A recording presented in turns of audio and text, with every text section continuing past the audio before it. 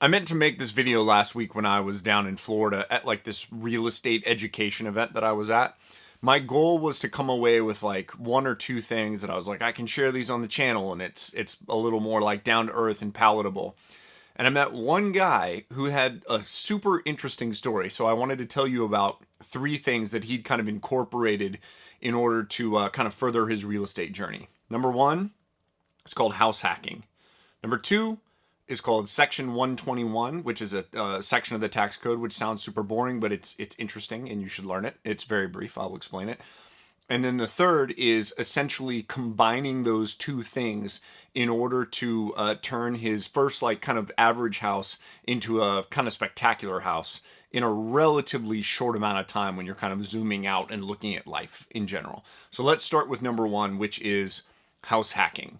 House hacking requires a moderate sacrifice.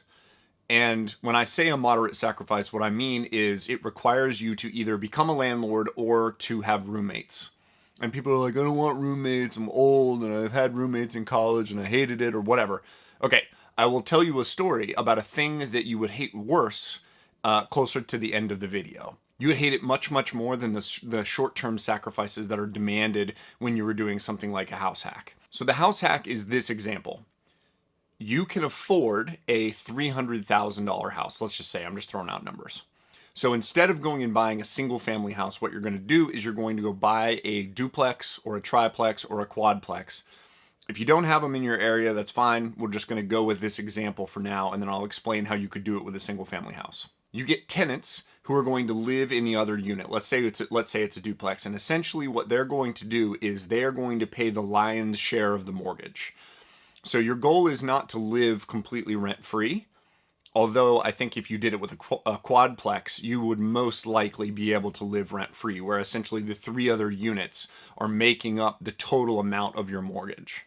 What you're doing in the meantime, while you've made this arrangement where you're living in proximity to these other people, you're taking the money that you would have had to pay on the mortgage or on your own rent at full price retail, and you're sticking that money aside, getting ready as a down payment for the next house that you're getting ready to buy.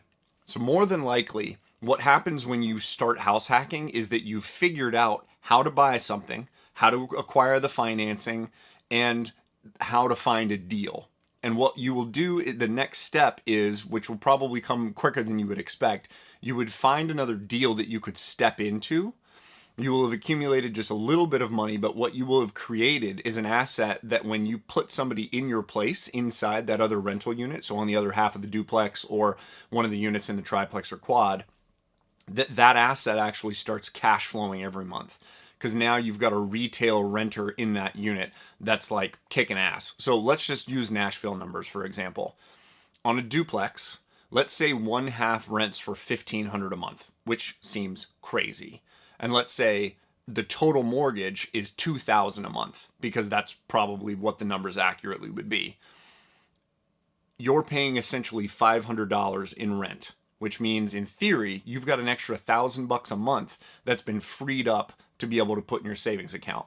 Again, if your market isn't as insane as Nashville, you kind of need to just start chopping off some zeros and figuring out how the actual numbers work in your market. Let's move into the Section 121 aspect of this. Let's say you buy this duplex as your primary residence. So like it's your house. At the end of 2 years, you can sell that duplex and take all the cash that you make off that duplex tax-free. The government tells you that if you're a single person, you can take up to $250,000 in gain tax-free. If you're married, you can take $500,000 tax-free. Which is where one of the guys that I met at this conference last week kind of enters the picture. What he had done was essentially use this Section 121 strategy 5 times in the last about 12 years. So essentially what he did was buy a rehab, like kind of an okay rehab that he could move into, fix it while he was there. He stayed just over 2 years and then listed the house for sale. Sold the house and then moved to the next one. He increased the amount that he could pay for the next one. And essentially what he did, and I'll put the numbers here because I wrote them down. I had him tell me the story like 10 times. Essentially what he was able to do was move from a house that had a $300,000 value when he bought it up to a house that was over $700,000. And his underlying mortgage, because he was forcing the equity along the way and rolling that money forward, he was basically taking all the gain that he was getting tax-free, putting it into the next deal. He essentially kept virtually the same outgoing mortgage every single month, but he increased his equity big time on the properties. I can already hear people that are like, my wife doesn't want to move that many times. Or I can hear people like, I don't want roommates because roommates kind of suck. I told you that I was going to tell you a story that sucks worse than having roommates or than making your wife move. My grandma had a husband who is a hard-working guy. Absolutely one of the hardest working guys that I've ever met. He mowed lawns for people until he was in his 80s. But he did not leave enough money behind to allow her to enter a nursing home for long enough. And she just ran out of money, and now her kids are having to pony up money every month to keep her comfortable in that nursing home. So the reason that you do this is because you don't want to be that same burden on your kids. I hate to share that story because obviously it's my grandma and my grandpa, and he was an awesome guy. Like, Air Force, postal worker. In theory, thought that he was going to be taken care of and thought that Mamaw was going to be taken care of her entire life. And she will be because the family kicks ass and they're going to take care of her. But you see what I'm saying? The burden that could potentially be put on your kids by not doing something like this. And here's the specific circumstances.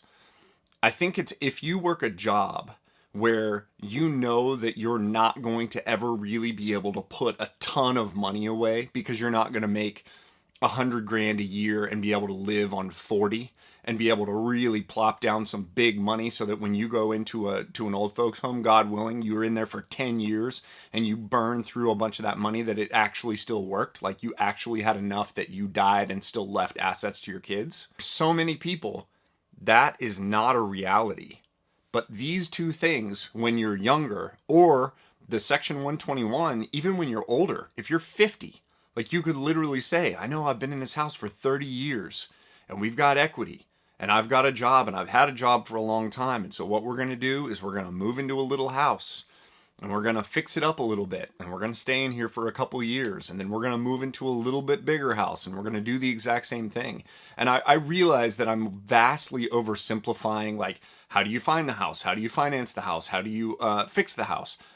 I've got a video series that I'm coming out with where I'm working through all of those things to go through the intricate details. But there are already plenty of people who have these resources online that you can watch their videos as well to teach you some of the little kind of minutia things.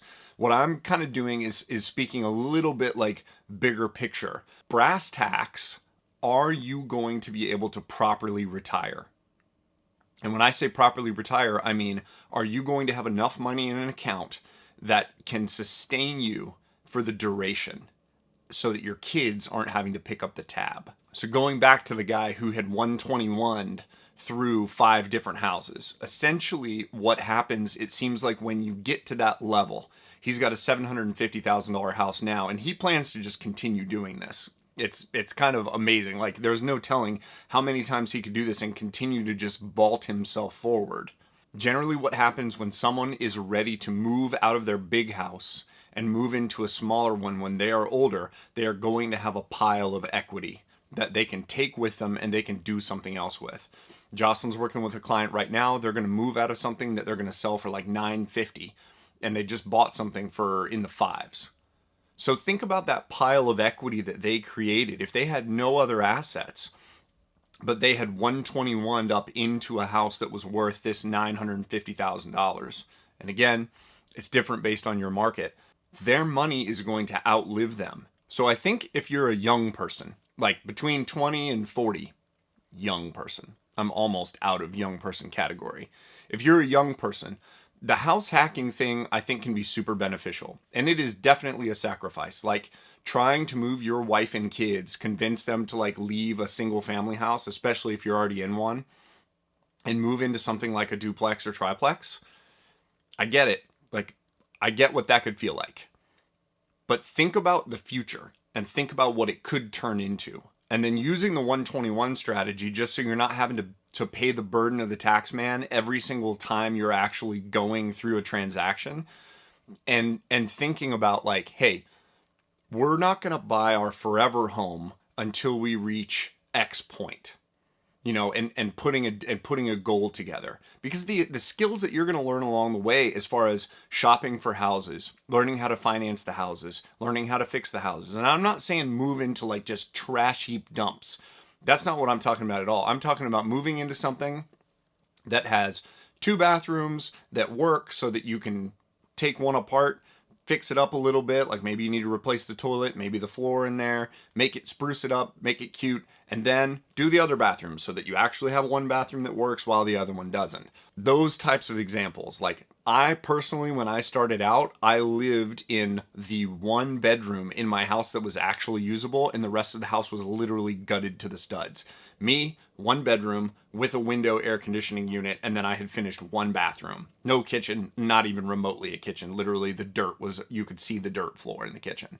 I was 25. Like, that's not a thing that probably a lot of 40-year-olds want to go do, unless maybe you're 40 and single, or your wife or husband is extremely adventurous, and in which case I encourage you, go do that, learn that stuff. Because in the long run, even if you don't make a lot of money on the first couple, if you keep going, you will continue to hone these skills, and you will continue to learn, and you will continue to turn this into something that can be super valuable going forward.